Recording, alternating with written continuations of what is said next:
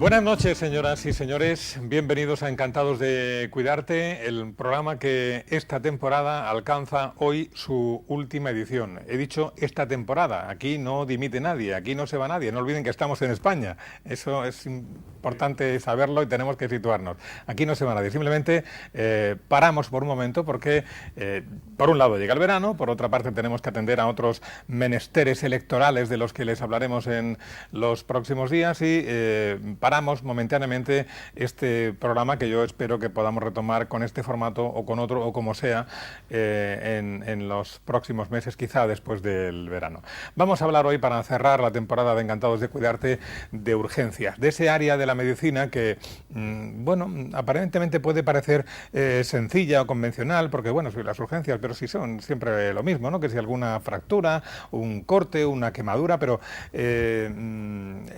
entraña, al menos para los que somos profanos en la materia, entraña una dificultad que se nos antoja, que es un área especialmente difícil o complicada y que requiere de una serie de recursos y de habilidades por parte del profesional importantes, no menos importantes que en otras especialidades, seguro, pero que también han de ser importantes en el área de la medicina de urgencias. Para hablar de este asunto tenemos esta semana con nosotros, como siempre, a los doctores Juan Enrique Pereñíguez y Juan de Dios González, especialistas ambos en medicina de familia y comunitaria.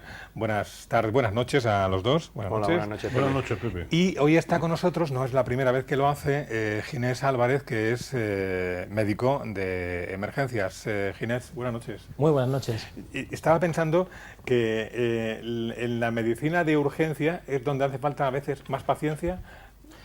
Sí, puede ser necesaria la paciencia tanto para el paciente como para los propios profesionales que trabajan en urgencias, porque normalmente se trabaja con mucho estrés por un lado y por el otro, porque sí que se atienden cortes, se atienden fracturas, pero otras veces pues toca atender cosas que son más graves, infartos, accidentes potentes, la parada cardiorrespiratoria, que es nuestro gran coco, y toda una serie de patologías, de problemas y de situaciones, porque muchas veces, además de enfermedades, tenemos que atender situaciones sociofamiliares, sociolaborales, en las que muchas veces no podemos tener nosotros la última palabra. Hay que tener la suficiente serenidad en ese momento para que la primera atención sea la adecuada. Después ya vendrá la atención más complementaria, pero para que la primera sea la correcta y la adecuada para ese momento. Siempre hay que basarse en los mínimos básicos vitales, es decir, cuando llegamos a un escenario con un paciente que potencialmente está muy grave,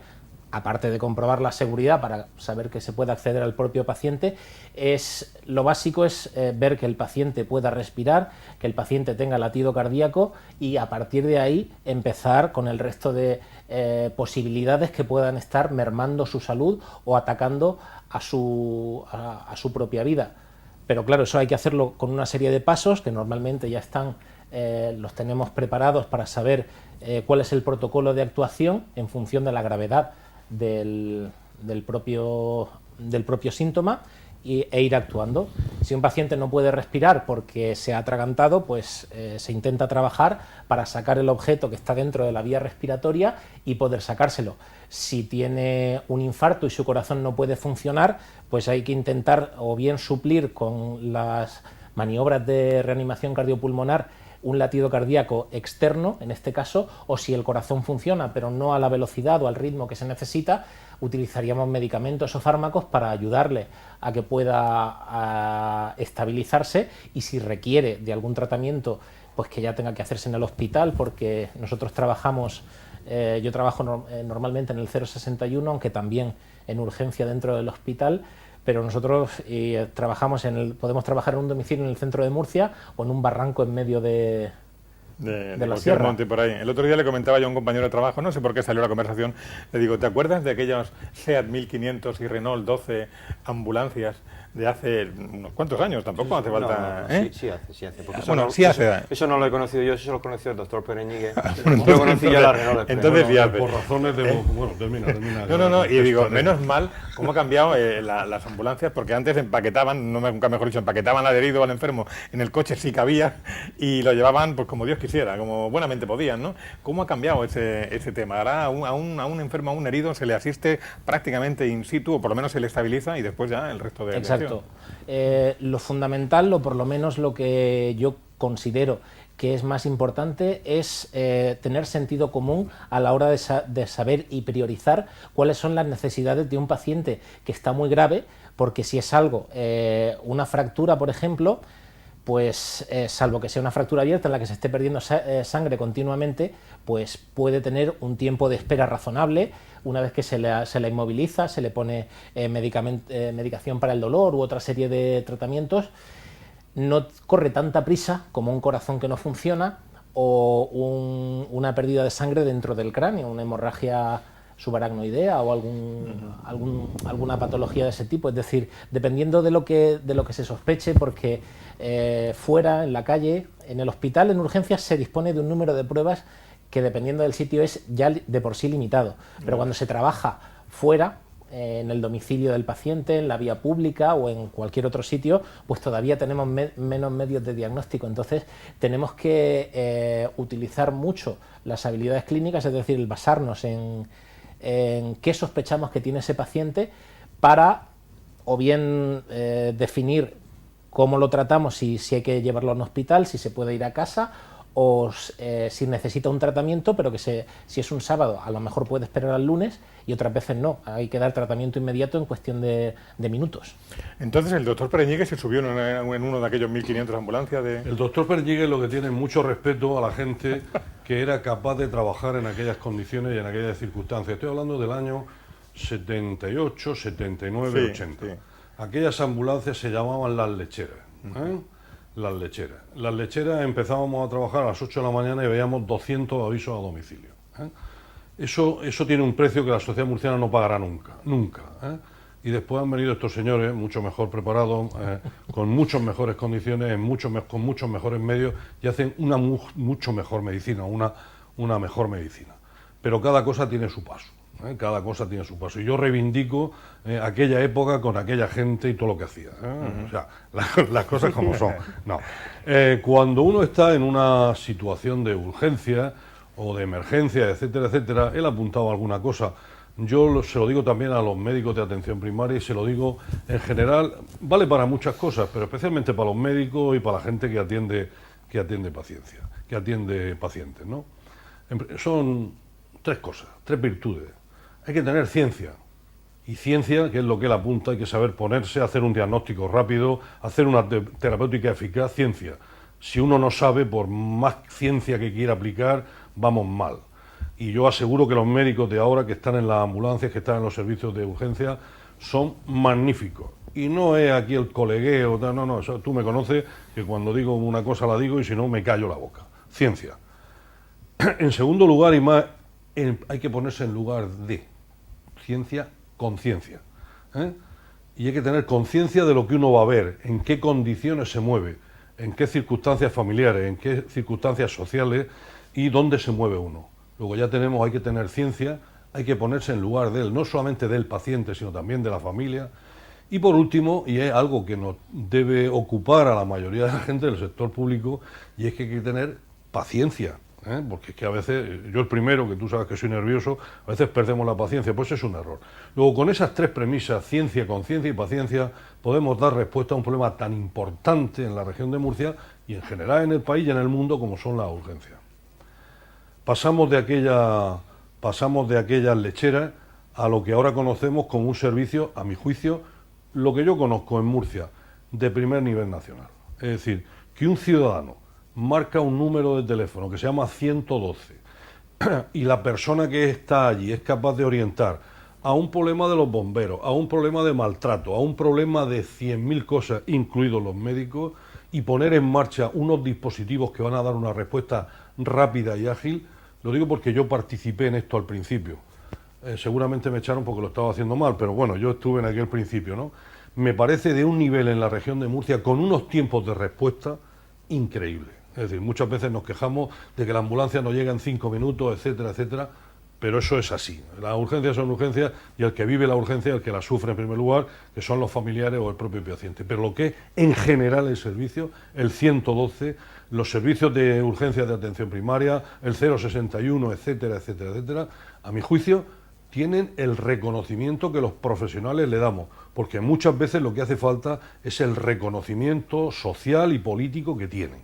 O sea, desde aquí, desde tanto Juan de Dios como yo, mi máximo reconocimiento. Y insisto, no lo digo de peloteo, lo digo que cada vez que hablamos de esto hay que tener, o hay que poner, como se dice ahora, hay que poner en valor lo que tenemos, con las críticas normales, con los problemas puntuales que pueda haber, pero insisto, con un dedo, con un móvil, poner en marcha el dispositivo que lleva a los profesionales de alto nivel y que va a dar unos problemas y que va a dar solución a los problemas de riesgo tan tremendo para la salud. Luego hablaremos si es la cabeza, si es el corazón, si es una fractura, si ha habido una amputación, si ha habido lo que sea. Me parece que en la región de Murcia lo que tenemos que hacer a estos señores es cada vez potenciarles más, mejorarles los sueldos y que es una broma, no es ninguna broma, y que sus condiciones de trabajo sean cada vez mejores. Y me voy a quedar ahí. Quería responderte por razones de edad a lo de la lechera. a lo del 1500. Eran 5.200. 5.200, dos hectáreas, 1.500, todo ranchero. Y luego vino la Renault Express y la Nissan Vanette. ¿Te das cuenta cómo es maligno? La Nissan Vanette también. O sea, la Renault Express no hizo ninguna, no recuerdo. Sí, la Renault Express son las lecheras, las famosas lecheras, porque eran las que llevaban los lecheros para repartir las leches por los pueblos. Hombre, ahora ya son furgonetas más modernas y afortunadamente también... Que pesan mucho algunas, dice. Sí, ahora de hecho con las últimas que tenemos, algunos conductores han tenido que sacarse un carnet más... Yo, Ginés, lo has dicho antes, que hay un poco de diferenciación, ¿no? Urgencia, tenemos el hospital, la urgencia del hospital, y luego tenemos la urgencia extrahospitalaria. Pero ¿cuántas urgencias extrahospitalarias hay? Porque Juan Enrique ha dicho la urgencia de atención primaria. Esos son los famosos SWAT, ¿no?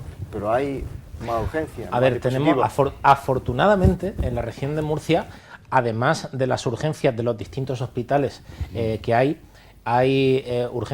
servicios de urgencias de atención primaria que están distribuidos en muchos centros de salud, existen puntos de atención continuada y luego están las unidades de atención domiciliaria, que son las ambulancias, por así... la asume.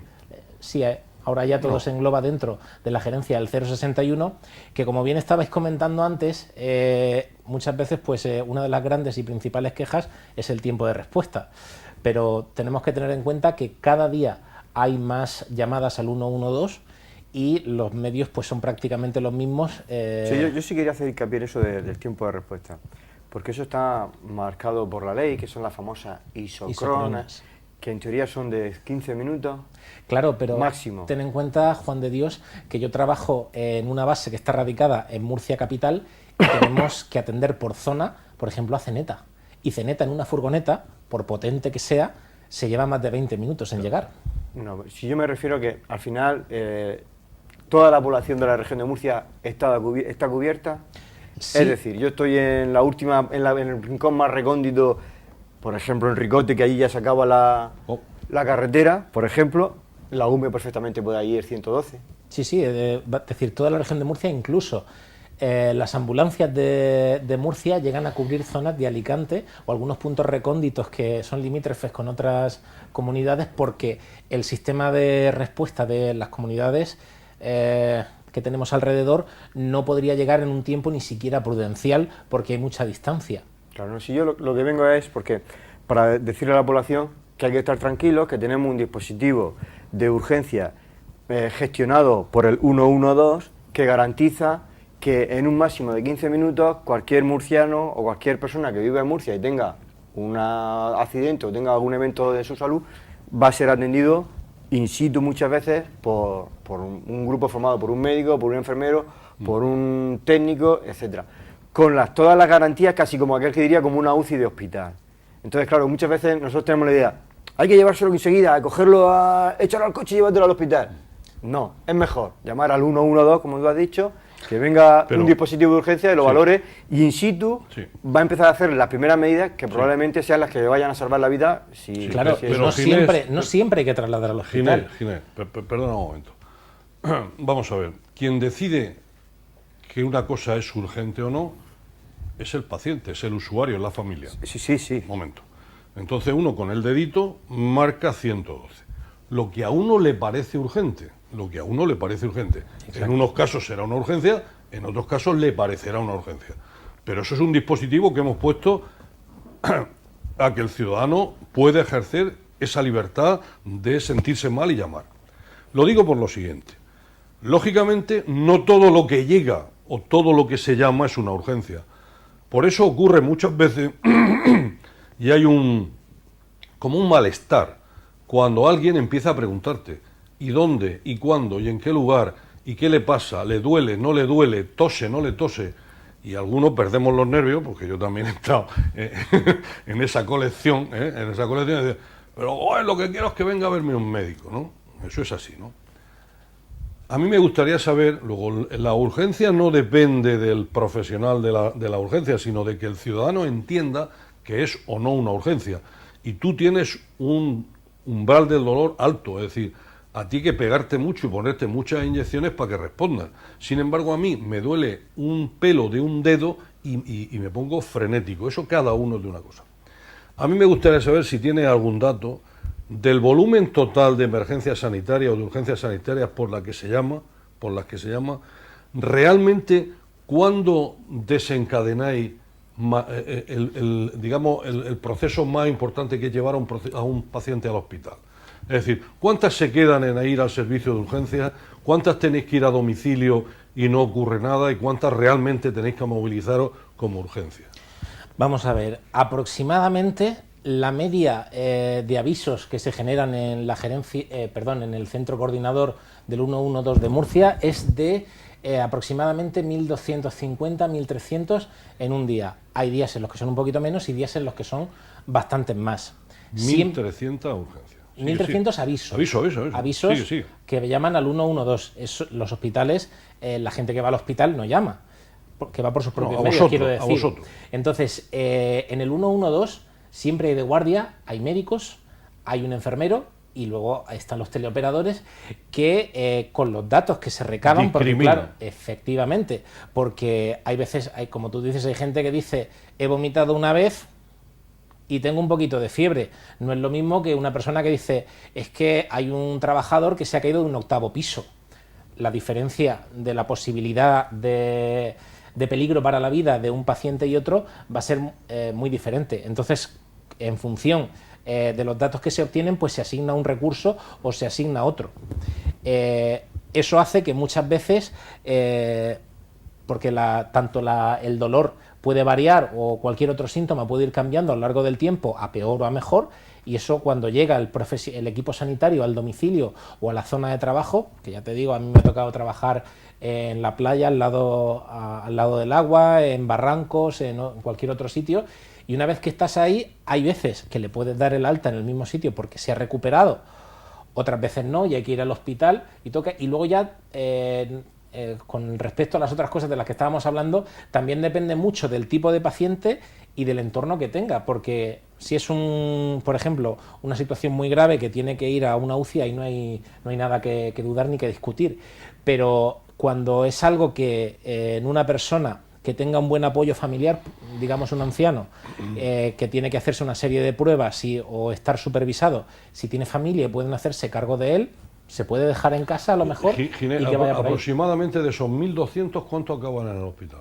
Aproximadamente. No conozco la estadística exacta, pero es interesante saber que muchos van al hospital y luego de esos que van al hospital hay algunos que se pueden ingresar y otros que se pueden dar de alta ahí también, afortunadamente. Es decir, el sistema sanitario se va intercomunicando en diferentes vasos y siempre hay que hacerlo con vistas a lo que sea mejor para el paciente, porque hay veces que pues, con las epidemias de gripe o con cualquier otra cosa, los hospitales muchas veces se colapsan y eso no influye, afortunadamente, en la decisión de los profesionales a la hora de si hay que ingresar a un paciente o qué es lo que hay que hacer.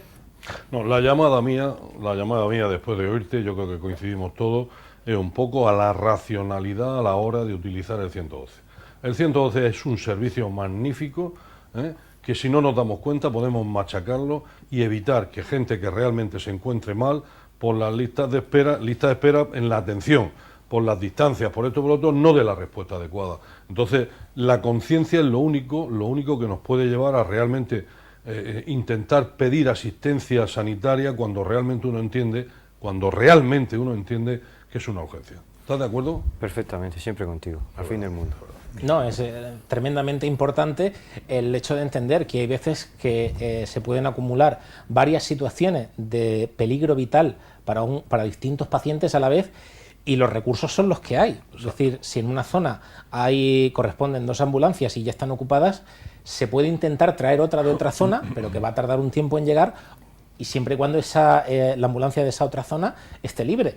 Porque si no... Y si nosotros somos testigos de una urgencia o estamos presentes en una urgencia, no yo médico, sino yo ciudadano que no sé mucha medicina, ¿qué puedo hacer? Ahí vamos a hablar de 2 cosas. La primera, es fundamental tener, como bien decía el doctor Pérez Ñíguez, un sistema como el 112 al que muy fácilmente y de forma totalmente gratuita. Lo digo porque hay gente que piensa que cuando no tiene saldo en el móvil no puede llamar. Eso. Sin saldo en el móvil se puede llamar al 112 sin ningún tipo de problema, porque es gratuito. Sin batería no, pero sin saldo, afortunadamente, se puede contactar. Y en el 112, pues en función de las preguntas que nos hagan y de los datos, porque como bien decía, hay gente que se pone nerviosa cuando le preguntan los datos del paciente, pero para nosotros, por ejemplo, es fundamental saber la situación geográfica, porque con el GPS hay muchas calles que lo pones y te lleva directamente, afortunadamente, pero cuando te dicen está en el campo de no sé qué, que está pasando el segundo camino de tierra después de un árbol donde hay 2 contenedores y tal, entonces hay veces que es tremendamente complicado poder llegar al paciente y cuesta. Entonces, cuando se llame el 112 hay que tener paciencia para que nos recojan esos datos y para la decisión que se tome desde allí a la hora de si nos dicen que podríamos valorar nosotros el acercar al familiar o al paciente a un servicio de urgencias en el pueblo, en el hospital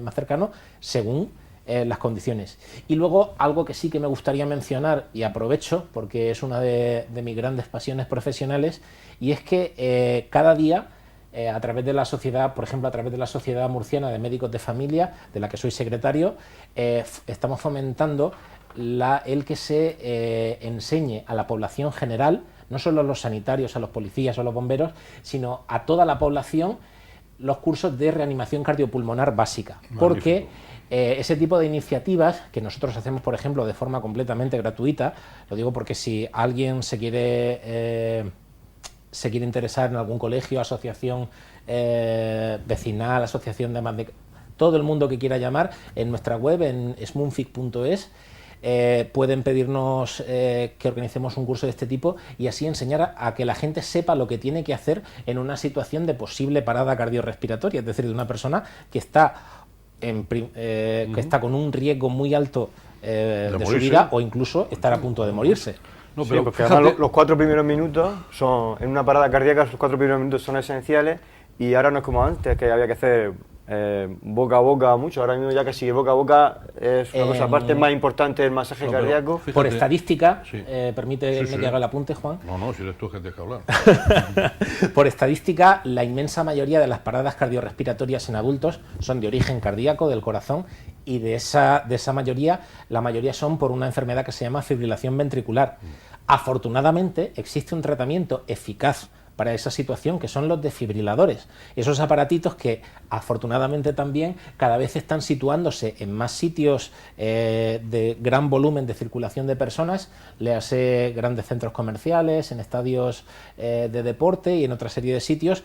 Se están poniendo, igual que se ponen extintores, se ponen desfibriladores, porque en esos momentos estamos hablando de que no ya cada minuto, sino que cada segundo es vital, porque cada minuto que pasa una persona con fibrilación ventricular sin recibir la desfibrilación, que es el tratamiento eficaz, sus posibilidades de vida se reducen en un 10%, sus posibilidades de sobrevivir. Entonces, si sumamos 10% del primer minuto, 10% del segundo minuto y así, en 5 minutos, que es un tiempo que se nos va de las manos como la arena cuando se nos escurre, cuando la cogemos en las manos en la playa, estamos perdiendo ya un 50% de probabilidad de supervivencia. Por eso es fundamental el que yo hago aquí un llamamiento a la clase política para que den prioridad a que se enseñe RCP en colegios, en ayuntamientos, en pueblos, en todos los sitios, porque así cuanta más gente sepa lo que tiene que hacer y si hay que hacer maniobras de reanimación cardiopulmonar, más se aumentan las posibilidades de salvar a esa persona, que siempre tendrá una familia, Claro. y aún así, y aunque no la tenga, también merece ser tratada de la mejor forma y más eficaz para que pueda sobrevivir. Bueno, aprovechamos y hacemos la pausa, que estamos en la mitad del programa aproximadamente, y así aprovechamos y le ponemos yo en el micrófono al doctor Pereñíguez, que se le ha trastabillado, y lo ponemos todo bien. Así que volvemos con ustedes dentro de muy pocos minutos. Hasta ahora mismo.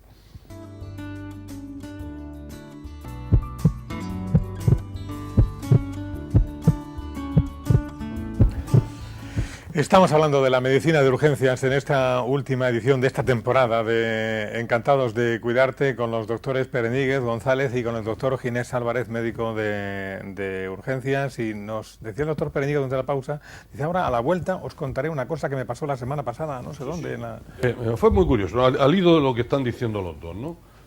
Muchas veces nos complicamos la vida, cursos complicadísimos de reanimación cardiopulmonar, etcétera. Como dice Juan de Dios, las cosas se han simplificado mucho, mucho, y eso es bueno.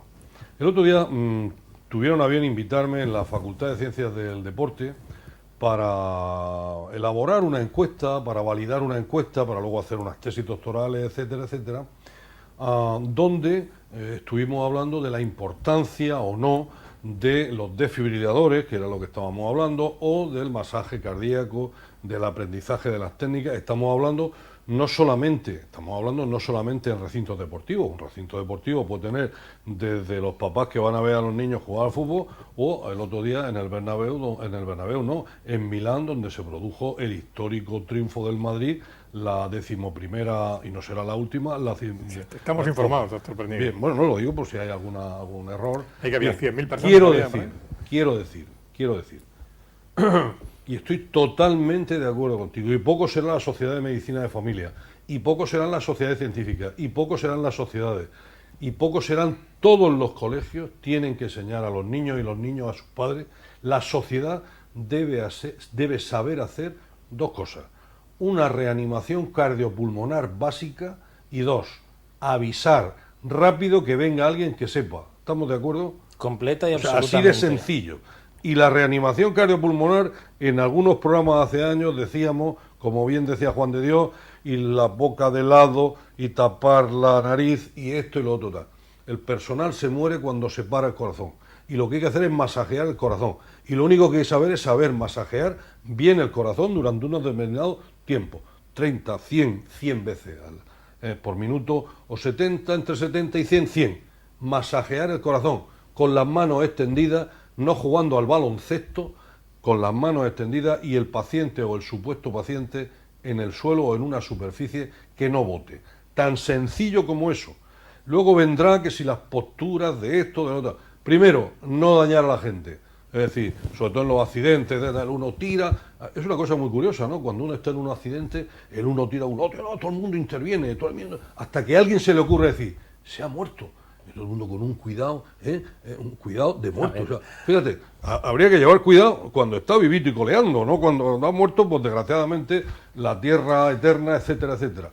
Luego, la reanimación cardiopulmonar, tan sencillo como eso: al suelo, en un sitio, al suelo donde sea, en una camilla, que no rebote, y con los brazos extendidos en la zona del corazón. Antes, os acordabas que nos tirábamos 5 años, que si la posición de las manos, que si en la punta del esternón donde está el corazón, masajeando el corazón, y pegar gritos para que alguien llame al 112.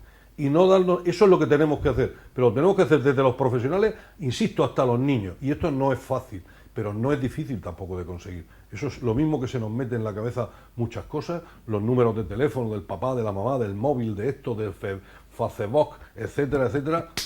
Esto, tan sencillo como esto. Y luego viene la segunda parte. Eso es lo primero. Y luego viene la segunda parte. Cuantos más dispositivos desfibriladores tengamos, mejor. Pero además, lo que quería era significar lo sencillo que es el desfibrilador. Porque es que es ponerlo y el aparatico funciona solo. Incluso lo pone y no va y te dice: tonto, no. Es decir, es de lo más sencillo del mundo, es verdad. O sea, lo tenemos en los servicios de urgencia, los tenemos en los centros de salud, lo tenemos en un montón de sitios. Bueno, pues en donde más sitios haya, donde más gente haya, habrá que poner más. Y esto forma parte de una sociedad normal, sana, que sabe que la gente se muere de cáncer, de carretera ¿no? y de Exacto. corazón. Igual que todos tenemos ya imbuido en nuestro pensamiento que tienen que haber extintores en todos los edificios, pues no es ninguna locura pensar en un desfibrilador. Los cursos de RCP ya están diseñados para que cualquier persona sin ningún tipo de formación pueda aprender, porque son solamente una serie de conceptos que se pueden enseñar y practicar solamente en una tarde, que no hace falta meterse en nada complicado, y esos cursos incluyen todo, desde el cuándo hay que llamar, cómo hay que llamar, o si una cosa fundamental, por ejemplo, es si vamos a atender a una persona que ha sido atropellada, es dar seguridad en la zona, porque no es la primera vez que la persona que va a socorrer al atropellado resulta después atropellada otra vez. Entonces, la cadena de supervivencia, que es lo primero que se enseña ahí, dice, lo primero es seguridad en el escenario de trabajo, claro. avisar, porque por muy buenos que seamos con ese tipo de cosas, siempre vamos a necesitar ayuda para que vengan a relevarnos o para ayudarnos en el tratamiento de ese paciente. Y luego es RCP, esas maniobras de las que está hablando el doctor Pereñíguez, y desfibrilación precoz. Con esos 4 conceptos básicos... Llámame Juan Enrique, que me llama Juan Enrique toda la vida, ahora doctor Pereñíguez. Venga. En televisión hay que ser un poquito más correcto. Ten en cuenta que fui a colegio público y tengo que dar La fe de... corrección es una cuestión que se lleva innata. Está magnífico. Sigue. Siguiendo con el tema también, yo pienso que igual que se enseña en otras materias en las que muchas veces hay mucho debate social sobre lo que se enseña en los colegios, pues no estamos hablando de gran cantidad, es decir, con 10 o 15 horas anuales se puede enseñar una RCP de calidad, y además los niños, yo tengo experiencia en algunos colegios dando ese tipo de cursos, y los niños lo cogen con una facilidad pasmosa. Igual que de pequeños los niños tienen más facilidad para aprender los idiomas, pues este tipo de cosas también cuando se enseñan a niños, pero niños estamos hablando de 4, 5, 6 años, aprenden ese tipo de maniobras. O sea que no hay que ser tímido y hay que fomentar en los centros de salud, en todas las administraciones, todo tipo de... Incluso una persona que por voluntad propia quiera aprenderlo, hay que fomentarlo y darle facilidades para que aprendan este tipo de medidas, que son las que aumentan las posibilidades de supervivencia de todo, no solo de los familiares, sino de toda la población. Y es algo que es barato, porque es barato de hacer, y además ahora que todo se mide en rendimiento económico, el hacer que una persona consiga sobrevivir y alargar su vida de forma que tenga calidad de vida y pueda seguir trabajando y produciendo más tiempo. Los americanos esto lo tienen muy estudiado y hablan de vida... Años potenciales de vida productiva. De vida productiva. Entonces, es un concepto muy rico que tenemos infraexplotado y que tendríamos que fomentar en todos los ámbitos sociales. Y Ginés, ahora que viene el calor, la playa, las piscinas, en los últimos años nos sorprendemos por gente que en el Mar Menor, en los Alcáceres, se ha ahogado. ¿Cómo podemos evitar eso? ¿Qué consejo le daríamos a la población para que cuando no tenga un evento bañándose y no tengan un infarto o se ahoguen ahí? ¿Qué consejo le daríamos? Hombre, lo fundamental ahora con los calores que hacen en la región, el más básico de todos es hidratarse. Las personas mayores, por ejemplo, que son una de las poblaciones potenciales para sufrir algún problema en época estival, muchas veces pierden el reflejo de la sed, no se acuerdan que tienen que beber y no lo piden. Entonces, constantemente hay que estar animando a la gente para que no hace falta que se beban 2 litros de un trago, pero que continuamente, pues medio vasito de horchata, de un zumo sin azúcar, una infusión, o lo que sea. Yendo bien hidratado, ya tenemos una buena base para empezar a funcionar.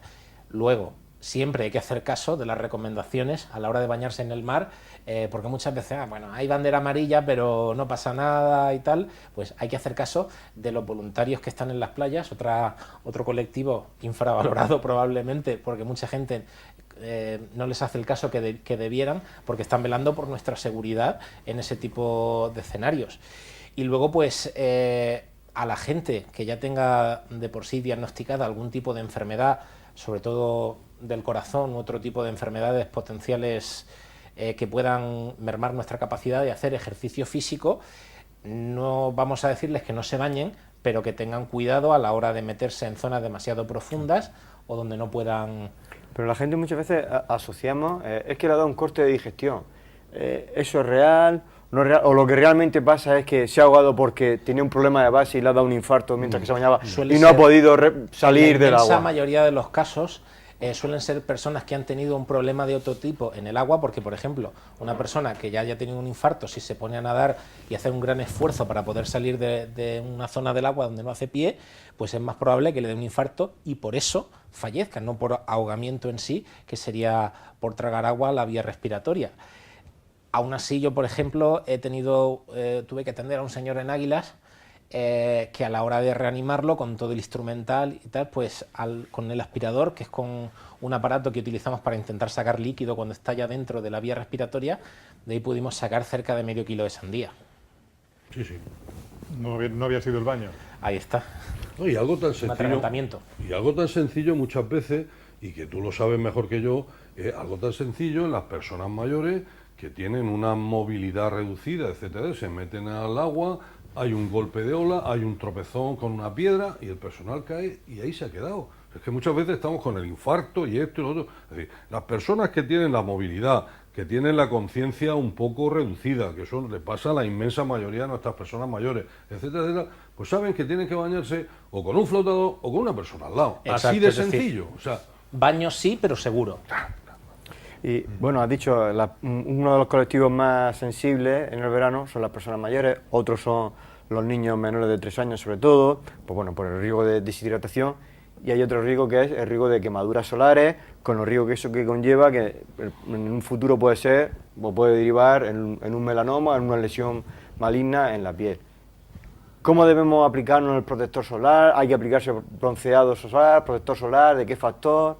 Fundamental, es algo que aquí en Murcia tenemos sol para dar y regalar, entonces llega a ser perjudicial. Entonces hay que hablar más de protección solar, no solo del bronceador. Por ejemplo, llevar ropa de manga larga, ahora hay tejidos que transpiran muy bien y que son fresquitos, entonces en niños pequeños, por ejemplo, el simplemente llevar una camisetita de manga larga que sea ligera y que no le dé calor, le va a ayudar a que no reciban el sol. En niños pequeños, también en adultos, pero en niños pequeños, por ejemplo, se recomienda utilizar gafas de sol y un gorro o una gorra para sacarlos a la calle cualquier día, no solo cuando van a ir a la playa, es decir, el sol a las 11:30 de la mañana o a las 12, cuando se va a hacer la compra en cualquier calle de la región, es igual de perjudicial que el que hay en una piscina o el que hay en la playa. Entonces hay que protegerse, tanto con un protector solar, no con el término bronceador a mí no me gusta, porque tengo muy asentada el riesgo que puede suponer la radiación ultravioleta. Eso hay que intentar prevenirlo, porque las quemaduras solares, por ejemplo, una persona que haya tenido quemaduras solares importantes 3 veces en su vida, no es que aumente o duplique, sino que multiplica creo que era recordar, por 6 el riesgo de tener un melanoma, es decir, un cáncer bastante grave, potencialmente mortal. el problema de los murcianos es que tomamos mucho el sol y mal. Porque no se explica a nadie cómo en una región como esta haya, a partir de los 70 años, todo el mundo tenga déficit osteoporótico en los huesos por déficit de vitamina D, que es lo que estimula el sol. ¿Ah? Luego vamos a los Alcázares, o donde vais vosotros, donde vais a la playa Honda esa, o playa fina, universales, ¿no? Somos Somos del mundo. Vamos incluso, que alguna vez he visto por La ahí. Manga, Playa Madeira, Paraíso, vamos a ver, Campo Amor. A Madeira vamos a ir por homenaje a Ronaldo. Madeira. Funchal, Madeira. a la costa de Funchal, vamos a ir. Sí. E independientemente de la zona geográfica, sí que debemos de incidir en eso, en utilizar un buen protector solar, si puede ser pantalla total mejor, que eso no hace que no nos podamos quemar, sino que multiplica el tiempo que nuestra piel resiste sin quemarse, o sea que hay que renovarlo continuamente y tener cuidado con... Sí, que no vale el moreno como yo que diga, con un 8 tengo bastante, no. No, todo. Porque quiere decir que voy a tardar 8 veces más en quemarme que normal, pero si yo pongo un 50, tardaré 50 veces más, ¿no? Y evidentemente, cuando uno va a la playa y se moja con el agua, etcétera, hay que reaplicarse varias veces. Hay que tener un poquito de sentido común porque hay mucha gente que tiene el bronceado como un hábito de belleza, pero cuando ya se pasa, Hay personas que con 50 años ya han sobrepasado la cantidad de sol que pueden recibir a lo largo de toda su vida, ya la han recibido, y son esas personas que tienen la piel como el cuero viejo, de un color cetrino, oscuro, muy arrugada, que parece una chaqueta de cuero arrugada. Pues hay que tener cuidado con eso, sobre todo para la gente joven, que sepa que si se pasa, además del riesgo sanitario que tiene esa práctica, también puede incidir en que después su belleza se vea gravemente y en mermada. el Mar Menor, que ya no queda nada, como hasta las propias autoridades, porque ahora nos hemos dado cuenta de que la charca realmente es una charca, Ahora no que como la una cosa charca. tiene bemoles, la cosa tiene bemoles, bien. En fin, vamos a regenerar esta historia, ya pues no queda ni medusa. Ni medusa. Antes hacíamos, ¿os acordáis cuando hacíamos referencia, no hace mucho tiempo, a las picaduras de las medusas? El año pasado, Pues ahora por ejemplo. tranquilo, ya no hay medusa. Ahora lo único que habrá serán algas, fango, etcétera, etcétera. Alguna infección, Yo es si que, sí, alguna infección urinaria, cutánea, que son las más... lo digo con una pena como murciano, que es que francamente, es que me pongo de muy mal humor, Luego yo creo que el tema del sol hay que tomarla con prudencia, protegido en la época de máximo dolor, y decirle a la gente que durante el año hay que tomar el sol, sobre todo a las personas mayores, que les dé el sol en la cara, en los brazos, 20-25 minutos de exposición, que eso va a generar un muchísimo menor riesgo de fractura. Estamos luchando contra las fracturas de las personas mayores, y entonces parece que ponemos las pilas, ponemos las baterías durante el verano y el resto del año nos quedamos a cero. Luego hay que tomar, como todo en la vida, un sol razonable. Estoy pensando en los niños pequeños, estoy pensando en las personas mayores, Para que todo no es el mundo. ponerlo allí, como tú dices, ala, ponte negro, te recojo, eres un pellejo, te quito el pellejo, te echo pomadica y hasta la Como siguiente. rezaba en el oráculo de Delfos, nada en exceso. Esa es la mejor forma de no equivocarse. Correcto. ¿Tú has estado allí? No. Ah, pues yo sí, ya te lo contaré. Delfo es algo que hay que ver el ónfalo de Delfo, el ombligo, el ónfalo de la onfalitis viene de ahí, ¿no? Es algo, una maravilla, ¿no? El auriga de Delfos, ¿no? El auriga que está allí. Hay que ver la curva prasiteliana, Prasíteles, que está allí para verlo, lo que era la curva de la nalga. Bueno, dicho esta tontería por mi parte, que no tiene la menor importancia. Lo que está claro es que por ejemplo, hay que desterrar la imagen de ese niño de 2 años corriendo por la orilla de la playa desnudo y los padres o la abuela, ¡ay, qué guapo, qué alegría! No, porque ese niño debe ir con su sombrero, con sus gafas de sol, con incluso su camiseta que ahora hay para proteger del sol, si no manga larga, por lo menos manga corta, Sí, pero y su bañador. que no son prendas que den calor, que están diseñadas No, precisamente están diseñadas para ser fresquitas. están diseñadas para ser fresquitas y además como para protector solar, porque algunas llevan protector solar incorporado, o sea que hay que tenerlo presente, ¿no? Y luego, sobre todo, ahora que llega el verano, pues bueno, intentar también desterrar la imagen de a las 5 de la tarde o a las 6 de la tarde, gente haciendo, que está todo esto de moda del running, corriendo, preparándose para la media maratón, para no sé qué, a las 5 o las 6 de la Sudando para tarde. morirse. Eso debería ser delito, ¿no? Ahora que estamos Lógico, reinventando el Código Penal, que si la prevaricación, que si no sé qué, que si Tendría no que sé ser cuánto, investigado. tendría que ser investigado. investigado por lo menos por la Guardia Civil. No vamos a negar que hacer deporte es sano, No, hombre, pero pero claro, no a las 5 de la tarde. a las 5 de la tarde y un esfuerzo excesivamente intenso, tenemos que remarcar eso, que ahora con el aumento de la práctica de deportes de alta exigencia cardiovascular, léase triatlones, maratones, etcétera, también está habiendo un aumento de muerte súbita en gente joven. Entonces, nos volvemos otra vez a la misma, es decir, nada en exceso, practicar un poco de deporte, hábitos de vida saludables y de todo un poco suele ser la mejor forma de disfrutar del verano de forma saludable. Ahora, el doctor Peniga ha dicho que no hay medusa. Yo creo que sí habrá, porque alguna tiene que haberla, seguro. Bueno, siempre habrá alguna. Bueno, cuando nos pican las medusas, ¿qué hacemos, Ginés?